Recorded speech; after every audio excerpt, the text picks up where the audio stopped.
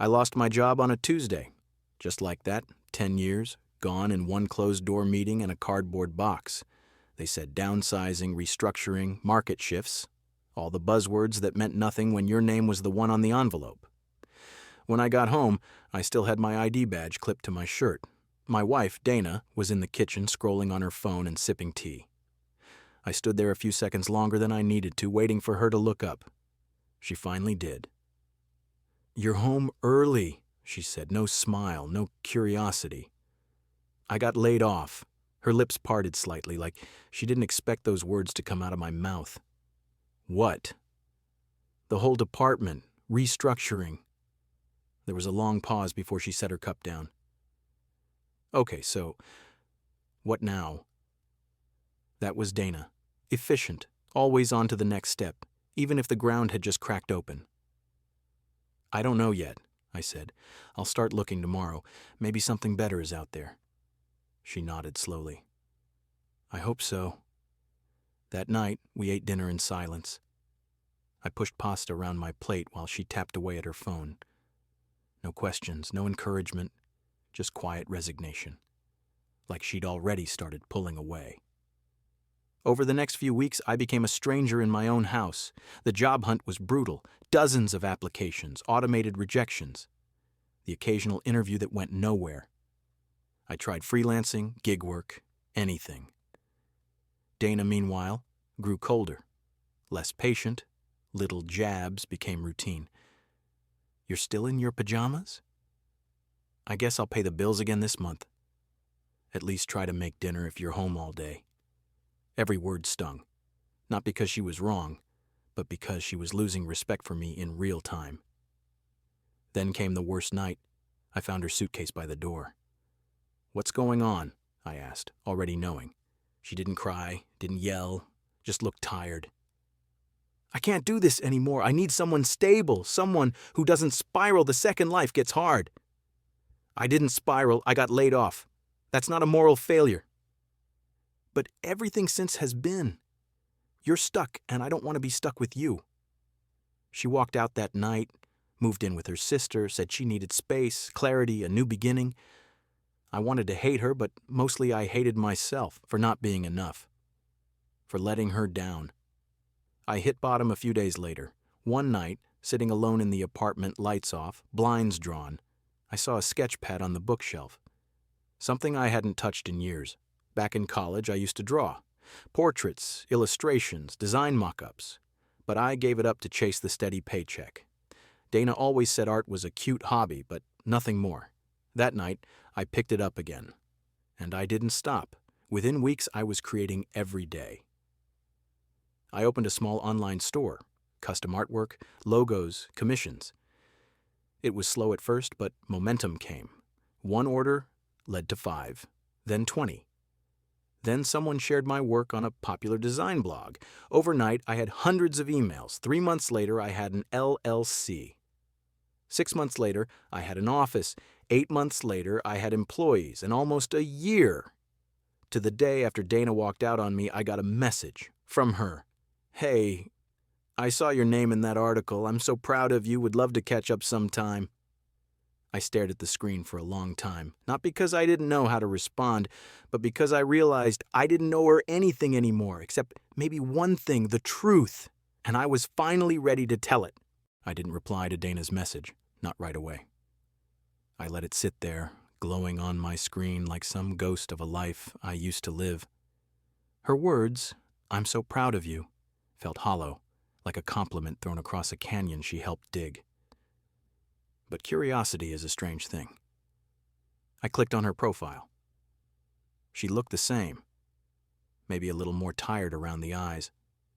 Still beautiful. Still the woman I once would have moved mountains for, and now she was a stranger. I set the phone down and went back to work. My team had a client pitch that afternoon. Real deadlines, real people who counted on me. And for the first time in a long time, I didn't feel like the failure she left behind. I felt grounded. Still, her message gnawed at the back of my mind like a toothache. I kept wondering what she wanted. Closure. A second chance. Validation for her regret. It took me 3 days to write back. Glad you're well. I'm doing fine. That's it. I kept it dry, neutral, professional, the kind of tone you'd use with a distant coworker, not your ex-wife. She responded in less than an hour. You were always so talented. I'm not surprised you made it. That line caught me, because when I was scraping together odd jobs and hoping someone would buy a $50 portrait online, she wasn't saying anything about talent. She was saying things like, maybe it's time to grow up. I didn't reply again. Days passed. I poured myself into the business. We landed a deal with a major lifestyle brand. My calendar was full. My bank account was healthy. I was, by all visible markers, thriving. And yet, some nights, I'd find myself lying awake, staring at the ceiling, replaying everything. Not out of longing, but out of disbelief. That I had come through the fire, that I hadn't just survived. I had reinvented myself. Then, a week after that last message, I got another. I'll be in your area next weekend. Can we meet, just to talk? I should have ignored it, but I didn't. We met at a quiet cafe downtown, neutral territory. She was already sitting when I arrived, hair pulled back, dressed simple, hands wrapped around a mug she wasn't drinking from. She stood when she saw me, smiled, awkward. Hey, she said. Hey. Silence. She gestured to the seat. I sat. It's good to see you, she said. I didn't return the compliment. She looked down at her hands. You look different, happier. I am. She nodded slowly. I've been following your work. Your name's everywhere now. I sipped my coffee. We're doing well. I'm glad. Really. You deserve it. I waited. Then she said it. I made a mistake. I didn't flinch. She continued. I thought walking away was the right thing. I thought you were stuck, but I was the one who didn't see the bigger picture. You just needed time. Belief. I should have believed in you. I exhaled. You left when it got hard. You didn't just walk out on me. You walked out on the version of me that was trying, that was hurting. I know. I regret it every day. She reached across the table, barely brushing my hand. Is there any chance we could try again? I stared at her. Not angry, not bitter, just clear. I'm not the man I was when you left, I said, and I'm not the man you're hoping to come back to. Her eyes welled, but she blinked it away. So that's it? I gave a soft smile. That's it. We sat in silence for a moment. Then she stood. Take care of yourself, she said. You too. And just like that, she was gone. Again. But this time, I didn't feel abandoned. I felt free. The weeks that followed were strangely quiet, not in the lonely, empty way, but in the calm, after-a-storm kind of quiet. Like I'd been holding my breath for a year and didn't even realize it until I exhaled that day at the cafe. There was something final about it. I didn't replay her words. I didn't analyze what she meant by I regret it. I didn't fantasize about what could have been. I was just done.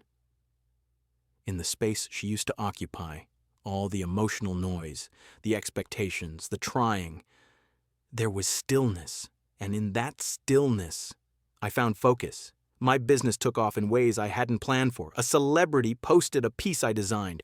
Overnight, traffic to my site exploded. Emails, orders, partnerships. I had to hire 3 more people in the same week, but more than the success, it was the feeling of being seen. And not because someone gave me permission, but because I had created something worth seeing, something that no one could take away. I moved out of the apartment Dana and I used to share. Too many ghosts in the kitchen cabinets. I found a loft closer to the studio. Exposed brick, big windows, a rooftop I could drink coffee on in the morning.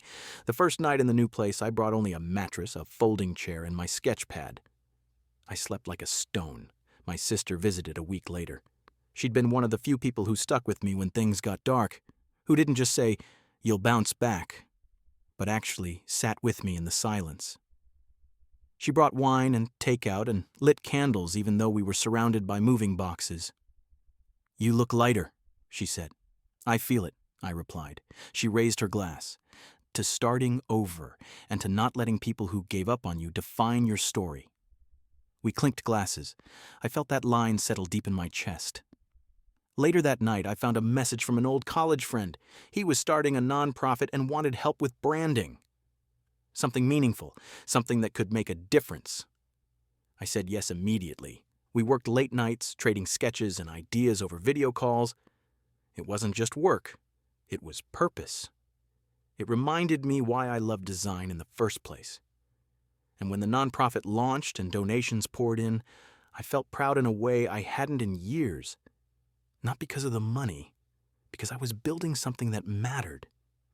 That weekend, I found myself at a park sketching portraits of strangers for fun, something I hadn't done since college. A little girl with curly hair asked if I could draw her with fairy wings. Her dad watched nervously, like he didn't know if he should trust me. But when I handed her the drawing and she squealed, I saw his expression soften. Moments like that, small, fleeting, human, meant more than all the magazine features.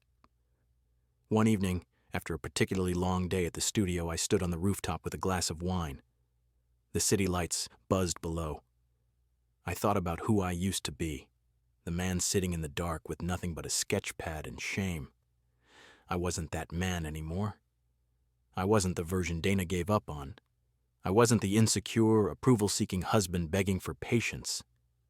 I wasn't even the hungry entrepreneur trying to prove something to the world. I was just me, whole, flawed, but real, and that was enough. So when my phone buzzed again weeks later, her name on the screen, I didn't hesitate. I deleted the message without reading it. It didn't matter. I had already answered everything that needed answering with the life I had built and the man I had become. The real surprise came when other people started reaching out. Not Dana, not family, old coworkers, people I hadn't heard from since the day I was let go.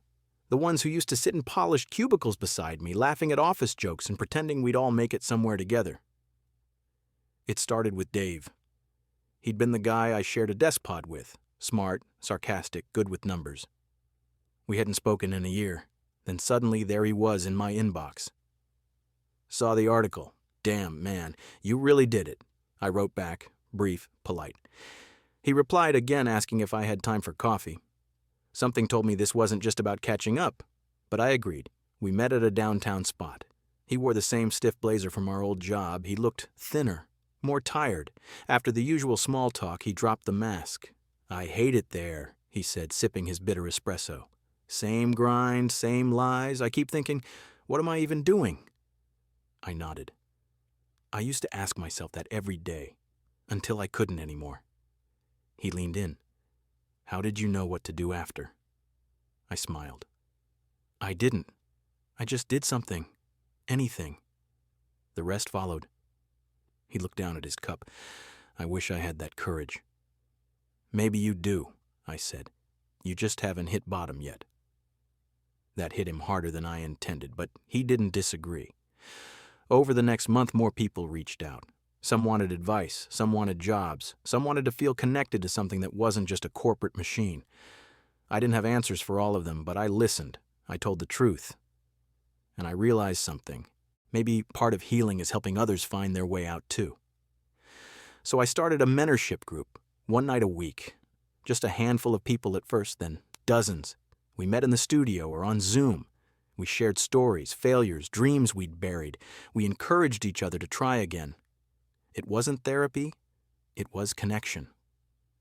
One night, a woman named Aria stayed after everyone else logged off. She was in her early 30s, a former marketing executive who'd left a toxic job after a breakdown.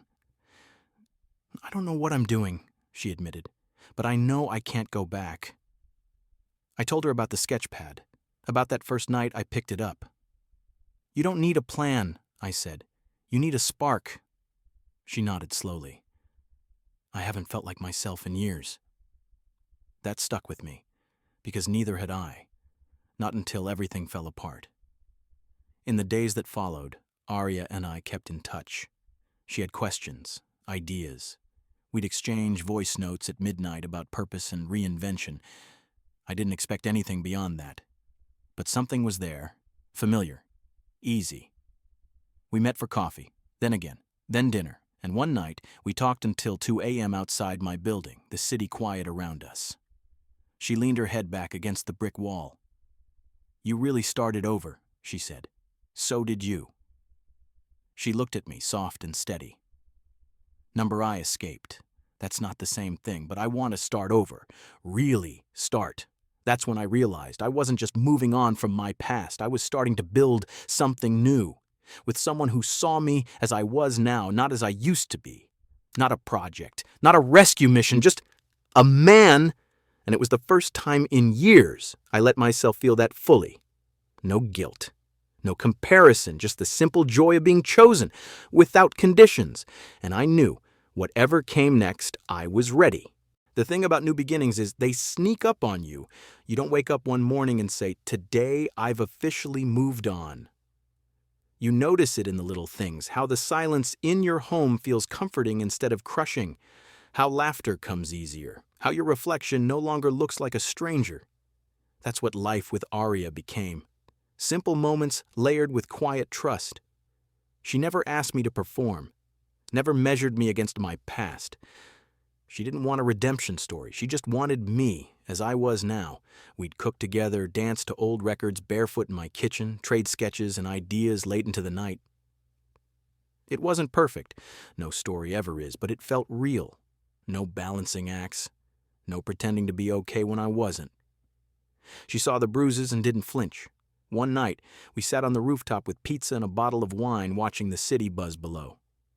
Aria leaned her head on my shoulder. "What do you think would have happened if Dana never left?" I didn't answer right away. I knew the question wasn't meant to hurt. It was curiosity, not comparison. "I think I'd still be shrinking," I said finally. "Still making myself smaller to fit inside someone else's idea of who I should be." She nodded.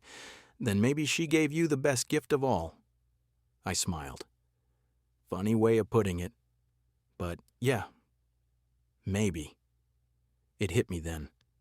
I wasn't grateful for the pain, but I was grateful for the clarity, for being forced to rebuild on my own terms, for finally understanding what love should feel like. The next morning, I got a letter. From Dana, an actual letter. Handwritten. I recognized her looping script before I even opened it. There was no return address. Inside she wrote, "I don't know if this will reach you. I don't even know if it should. But I needed to write this, not for closure, not for a second chance, but because I finally understand what I broke." She went on to explain how she'd spent the past year replaying everything, how she thought leaving would set her free but only left her empty, how she tried dating, moving cities, changing jobs, but none of it brought peace. "I see now that what you needed wasn't fixing. You needed space to grow, and I was too afraid to wait for you." I read it once, then again. It didn't make me angry, it didn't make me nostalgic, it made me still. Because somewhere in that page of regrets, I saw the truth I hadn't let myself say out loud. I forgave her, not because she deserved it, but because I deserved the freedom that came with letting go. I folded the letter, placed it in a drawer I rarely opened, and walked outside into the sun. Aria was waiting at the corner cafe with 2 coffees and a sketch pad full of wild, half-finished ideas. She looked up and grinned. "You okay?" I kissed her forehead. "I am now." Later that week, I took a call from a publishing house. They'd seen the mentorship group, the design work, the articles. They wanted me to write a book. "Not just about art," the editor said, but about you, reinvention, failure, identity, starting again. I laughed. "I'm not sure I'm the expert." She paused. "You're living proof." And maybe she was right, because I wasn't just the guy who got left, or the guy who bounced back, or even the guy who succeeded. I was someone who learned how to rebuild, and now I could help others do the same. 6 months later, the book was real. Holding the first printed copy in my hands felt surreal, like the weight of everything I'd carried finally given form. On the cover, a simple sketch of a man standing at a crossroad drawn in charcoal. My drawing, my story, titled Unbroken Lines. The publisher launched with a modest tour, a few cities, speaking engagements, some press. I stood in bookstores and answered questions about pain, growth, rebuilding. People showed up. Young creatives, burned-out professionals, newly divorced parents. Some cried, some laughed, some just nodded silently. Every person who came forward reminded me of who I'd been and reminded me why I'd never go back. Aria came with me to most stops. She handled logistics, supported from the sidelines, and gently reminded me to breathe when the crowds overwhelmed me. After one event in Portland, she kissed my cheek and said, "This is what it means to turn your wounds into windows. Aman sedintim." I never forgot that line. Back home, life settled into something steady. My business ran itself more and more. I spent afternoons mentoring, evenings painting, and weekends hiking or planning community workshops. There was peace and routine, a kind I never knew I needed. One morning, I woke up to a message request from Dana's sister. It had been over a year since I'd seen or heard from either of them. The message was short. "Dana's not doing well, I thought you should know." I sat with that for hours. My first instinct was to delete it. The second was guilt. And the third, curiosity. I replied politely. She told me Dana had left another job, ended another relationship, and was moving back to our old city. She said Dana didn't expect anything from me, just that she'd been talking about me a lot, wondering if I'd ever speak to her again.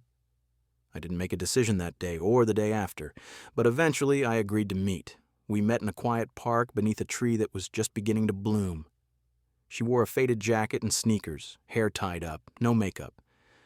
She looked real. For the first time, maybe ever. "Thanks for coming," she said. I nodded. "I've been in therapy," she added. "Turns out I have a lot of stories I told myself to survive. Most of them weren't true." I stayed quiet, let her speak. "I think I wanted you to fail back then," she said, "because if you rose, it would prove I gave up too soon. I hated that idea more than I could admit."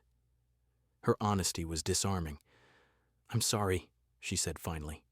"Not just for leaving, for making you doubt who you are." "I don't doubt anymore," I replied. She smiled softly.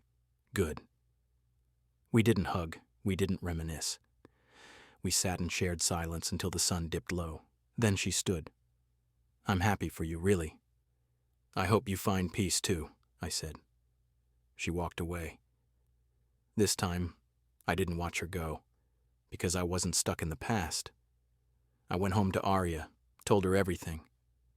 She listened without flinching, just like always. Then she asked, "How do you feel?" I looked around the space we'd built together, walls full of art, shelves full of books, the smell of dinner in the air.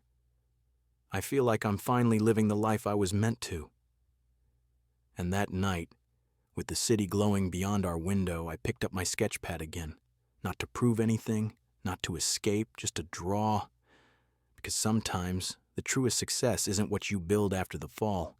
It's remembering who you are when no one's watching, and choosing to keep going anyway.